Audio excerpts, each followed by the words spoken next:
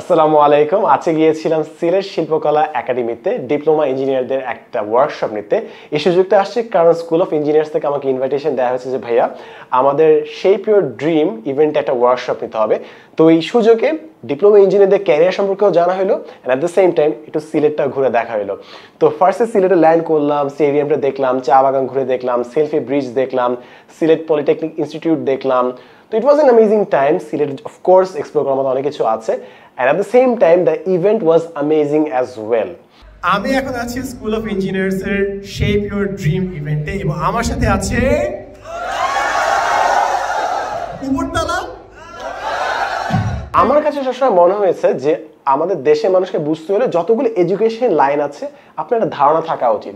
তাই সাম্প্রতিক সময়ে আমি বুঝার চেষ্টা করছিলাম যে ভোকেশনাল স্টাডিজ কিংবা ডিপ্লোমা ইঞ্জিনিয়ারিং কিংবা ন্যাশনাল ইউনিভার্সিটি কার্যকলাপ কিভাবে চলে এগুলো নিয়ে আমি আরেকটু বুঝার চেষ্টা করছিলাম। তো সুযোগ পেয়ে গেছি।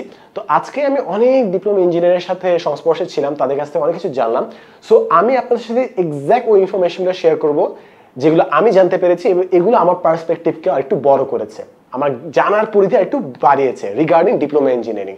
তো সব ফার্স্ট জিনিস হচ্ছে যারা ডিপ্লোমা ইঞ্জিনিয়ারিং কোর্সটা কমপ্লিট করে, কারিকুলামটা কমপ্লিট করে 4 বছরের, তারা সাব অ্যাসিস্ট্যান্ট ইঞ্জিনিয়ার হয়, অর্থাৎ উপ সহকারী প্রকৌশলী হয়। এটা হচ্ছে আপনার গ্রেড 10 লেভেলের জব।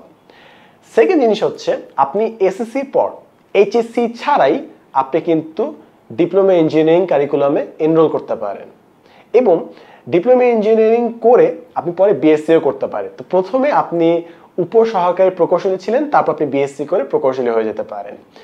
থার্ড জিনিস হচ্ছে আমি জিজ্ঞেস করছিলাম যে একজন ডিপ্লোমা ইঞ্জিনিয়ারের পিছিয়ে কিরকম খরচ হয় কিংবা কিরকম রিসোর্স যায়।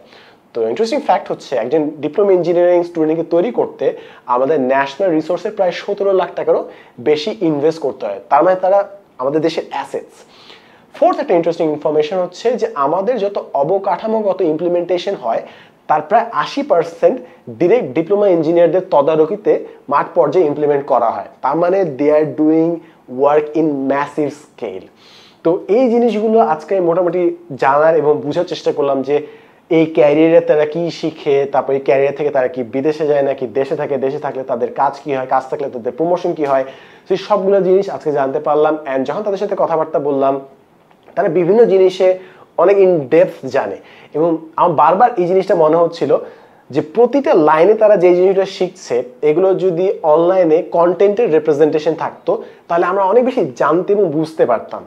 আমাদের সাধারণত এসএসসি, এইচএসসি, বাংলা মাধ্যম এবং ইউনিভার্সিটি অ্যাডমিশন লেভেলে অনেক তথ্য অ্যাভেলেবেল, বাট পলিটেকনিক লেভেলেও যে আরো অনেক কিছু শেখার আছে, জানা আছে, ক্যারিয়ার অপরচুনিটিস আছে, ওগুলো হয়তো অত ম্যাথ লেভেলে অ্যাভেলেবল না।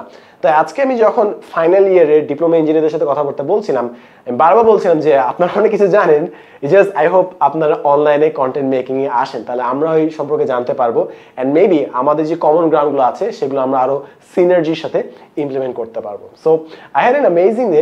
Thank you so much school of engineers আমাকে ইনভাইট করার জন্য। I had an amazing time. সিলেটও দেখা হইলো, আপনাদের সাথে সময় কাটানো হইলো এবং নতুন একটা লাইফের পার্সপেক্টিভ সম্পর্কে আমি অবগত হইলাম। ইট ওয়াজ এ প্লেজেন্ট জার্নি।